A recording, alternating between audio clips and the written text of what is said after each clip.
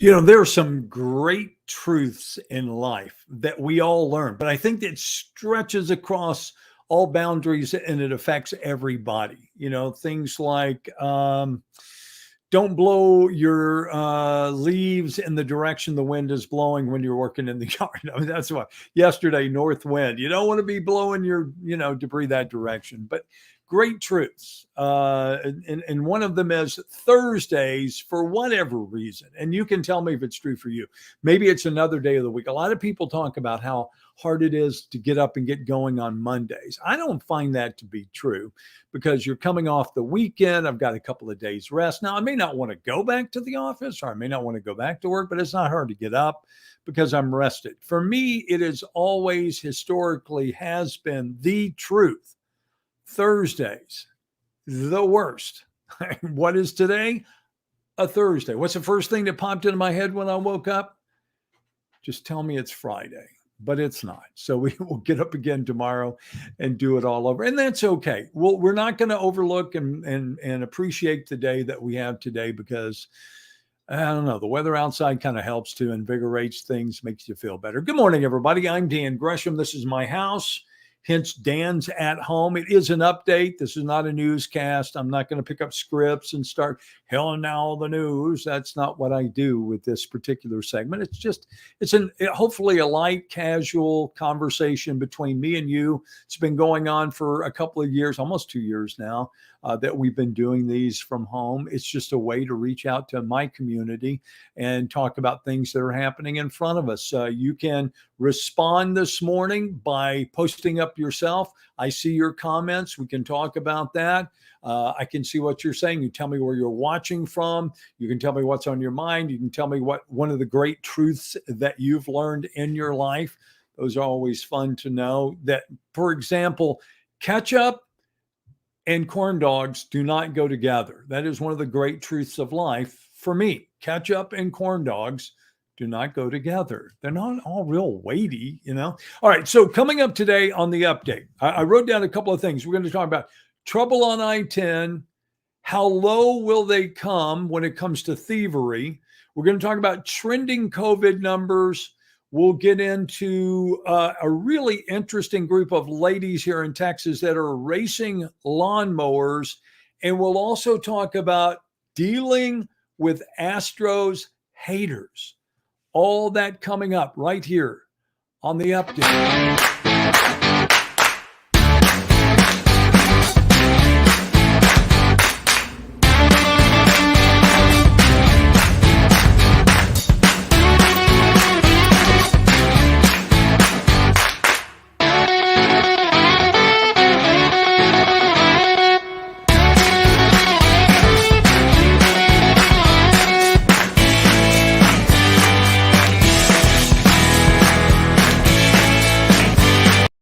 All right, so we have transitioned from the office, from the studio into our home studio, if you will. And we've got a lot going on this morning. We want to get right to it.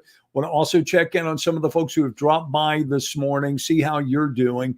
I mentioned I can see your comments. I can see what you're saying this morning. I can share them with you like this. Good morning, Marie. Good morning, Esther. It is great weather, is it not? How many Septembers, Esther, have we been into, gone through where on the 23rd, it's still 95 degrees. So to have this morning. Hi, Glenda. How are you? Jacqueline, it's good to see you there from Groves. Also, Lily is up this morning. Rosella is up this morning. Hi, Tom. You were up really early this morning because I saw you peek in around 4:45 when I was doing a preview for the show. Hi, Linda. Good morning to you. Melissa is here. Lily Guillory says, I can't hear you. I hope everybody else can. I don't think I'm having a problem, Lily. You might check. Oh, I see. She comes back later and says it's okay. Hi, Ginger. How are you this morning? Glenda says it's beautiful up here too. Oh, I can only imagine up in the lakes.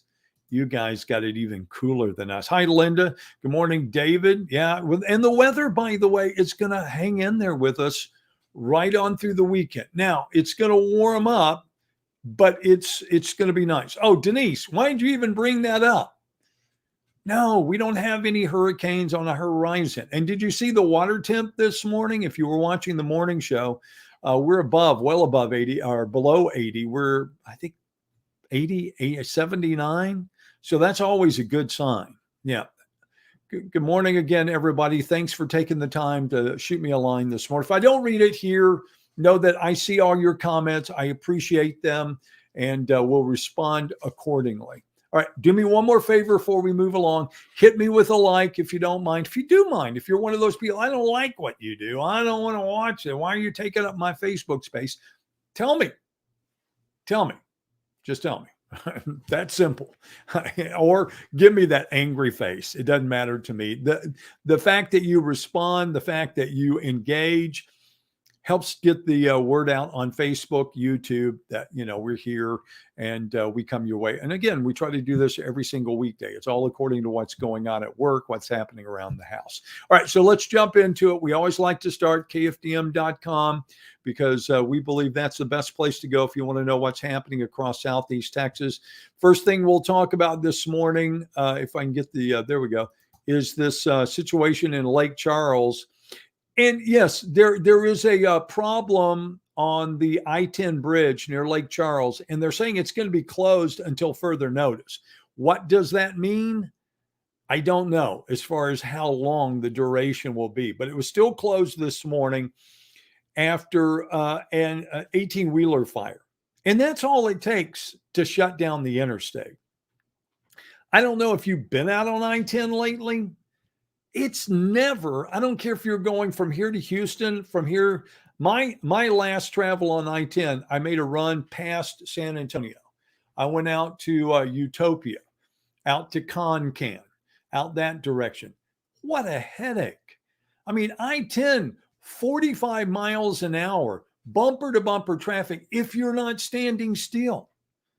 And so when you hear people talk about needing infrastructure, isn't that what we're talking about? Going from 4 lanes of interstate to 6 lanes? Man, if we'd have had the foresight, years ago when this, when we could get things done, what if you'd have built a highway that was just for commercial traffic, just for truckers, just for people that were moving the goods in this country? How much that would help the situation now?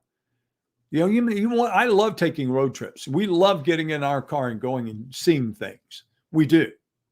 But what we don't like is having to deal with the traffic. And I'm one of those people, if I can ditch the interstate, if I can take a state highway and I can get someplace, I don't have a problem going through small towns. I love going through small towns, especially small towns in Texas. They're the best. I love seeing county courthouses, going through the square and seeing all the different architecture. It's great.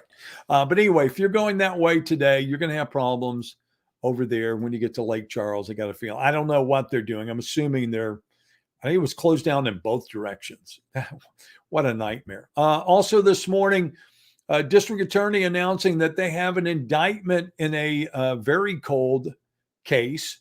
This is a case many of us remember from 1995 of a Beaumont teacher, Mary Catherine Edwards, who was found in her townhouse in the west end of Beaumont, murdered. And now they have indicted 61-year-old Clayton Foreman. And a lot of people were asking, well, why didn't this happen before? Because, you heard the district attorney say this morning, this was based on DNA evidence. And people were like, well, didn't they have this? I mean, didn't they take DNA samples back in 1995? Yes, they did.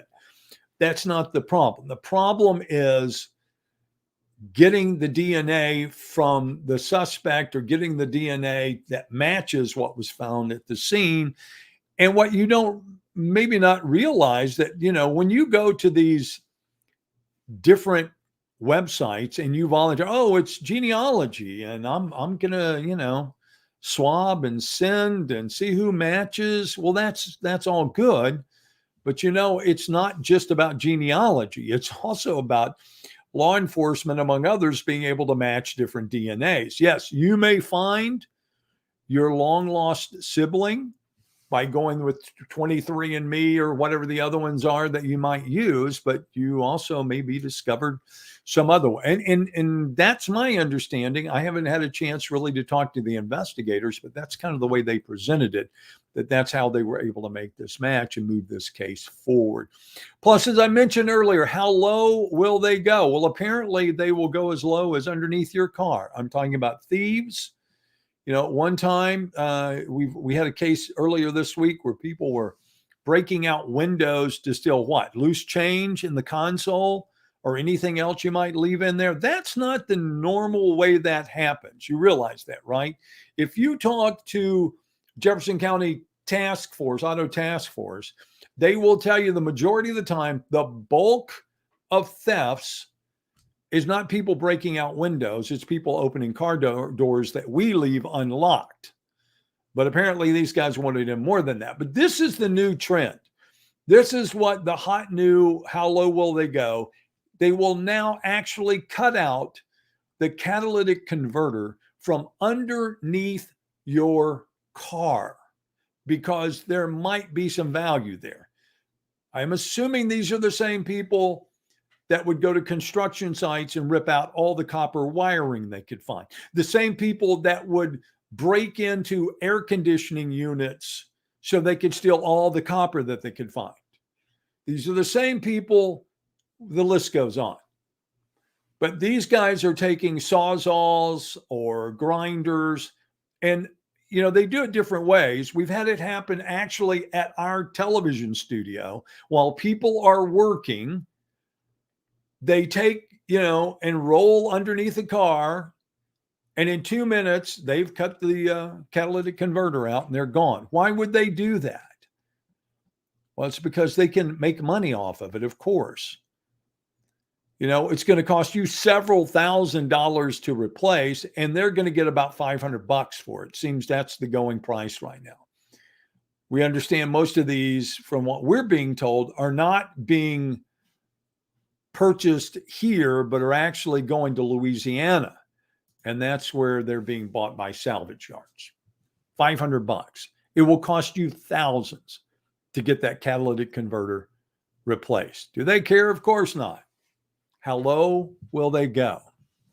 Also this morning, if you haven't seen it, let's take a look at the latest COVID numbers, whether you agree or disagree with the method in which these numbers are presented and or gathered. These are the ones that we're being told are confirmed by testing. But these, as much as we look at the numbers for the latest cases, from the very beginning of this pandemic, the major concern has been overwhelming the healthcare system.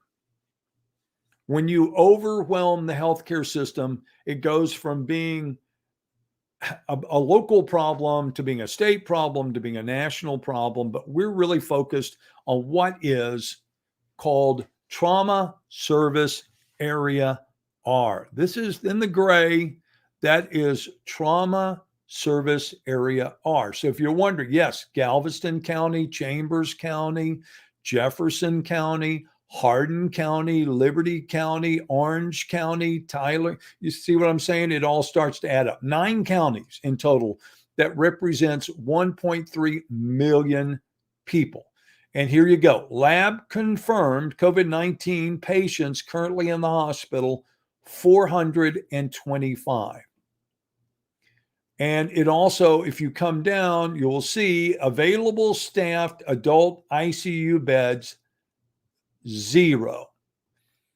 Now, not everyone in those beds is a COVID patient, but the point is, what do you do now when you have 0 ICU beds and it's somebody who comes in with a heart attack or somebody who comes in with liver failure, whatever it happens to be?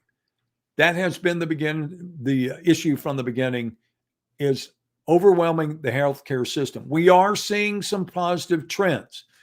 We are seeing some trends. This is not one of them. We still have too many people, in the hospital ICU bed. But what we are seeing are more positive trends when you look at case data. You can do this at home. This is pretty simple. You just go to any of your search engines and you put in Texas COVID dashboard, and it will pull up this information from Texas Health. And then you can manipulate it yourself. You can see the new confirmed cases. You can look at weekly totals. You look at trending. And this is trending, which shows you probable causes. And then, as I showed you just a second ago, you can also go back and you can look at what's happening as far as regional hospitals go. You can look at the statewide trends, and you can see, look, we equaled where the greatest number recently, when you go to the end of August. Now in September, we're seeing a bit of a trend down when it comes to the number of hospitalizations. Hopefully that is a positive thing. The only concern being we're headed into winter, and that's when you generally will see viruses pick back up. That's why you're hearing so many people tell you now, what? Get a flu shot. Get a flu shot, get a flu shot, get a flu shot. That way, you're not going to complicate the issue. We already have a number of people that will die every year from the flu. So now there comes that push, because again, you don't want to overwhelm. Whether you believe in the numbers, whether you believe it's, this didn't cause that person's death. You keep hearing they had underlying health conditions, which again, this probably is the thing that might push them over the edge. And whether you believe in those numbers, disagree with those numbers, if the healthcare system is overwhelmed, it doesn't matter where the numbers came from. It's still overwhelmed, and you still have a problem. Also want to spend some time real quick this morning. I always like to go positive. We talk about a lot of negative stuff in our world, but how about something positive? Texas Monthly, one of my favorite magazines, and not my favorite magazine, certainly my favorite magazine about Texas, always has been. I've known a lot of the guys who write or have written for Texas Monthly, but this is my favorite feature of the day. Meet the fearless women of the Lone Star Mower Racing Association. Apparently out in Bernie, they race lawnmowers. Who knew? I knew they did this in England. I did not know that we had the LSMRA, which is the Lone Star Mower Racing Association. But in fact, there you go. Patty Aiken waves a green flag, signaling the racers off around the track at the Kendall Fairgrounds, County Fairgrounds. Yep. Fun article. Go read it. Give credit where credit is due. Donnie Gatchman, good story. And then finally this morning, the Astros, what a lot of us like to say is our Astros, my Astros, right? If you're a Texan, if you live here in Southeast Texas anyway, the Astros move one step closer to once again clinching the American League West. And as they do so, the haters get louder. Cheaters, they're back in the playoffs, the cheaters. Dusty Baker did a lot to give some credibility and respectability to the Astros, right, as he's hired as manager. But there's still a people that look and they go, okay, same players. Jose Altuve is still there, so they have to. Well, here's how you react to that. I ran across this today, Houston Chronicle, and these are the shut them down hater T-shirts, I guess, if you want to call them that. But these are available out there. Here's one: bless all y'all's hating hearts from Houston with love. Also, here's another one: fueled by haters. Hate us, H-Town versus everyone. Houston strong. How about Houston hate us T-shirts? Just the hate us with the trash can, which was the symbol, right? For, what supposedly the signals that were sent in that series. And then the hate us strong T-shirt. So if you're an Astros fan, this might be something you want to pick up before we head in. And I can't wait for the playoffs. Always one of my most favorite times of the year. But that's what comes when you've been an Astros fan. And yes, times have been good as of late, but there are a lot of people that will also remember going through all those years of hard times when the Astros didn't have a chance of making it into the playoffs. So we celebrate and enjoy it. All right, that's it for me today. Appreciate your time. Hope you'll go out and enjoy some of this weather somehow, some way. Don't forget, we'll be updating you throughout the day, live broadcast on KFDM and Fox 4. Also, of course, any breaking news on our website as well as our Facebook page. You can also catch up with us on YouTube. Dan's at home. Subscribe, and you'll be able to watch these updates at your leisure. Thanks again for commenting. Thanks again for being here. Look forward to seeing you bright and early tomorrow morning. Have a terrific day.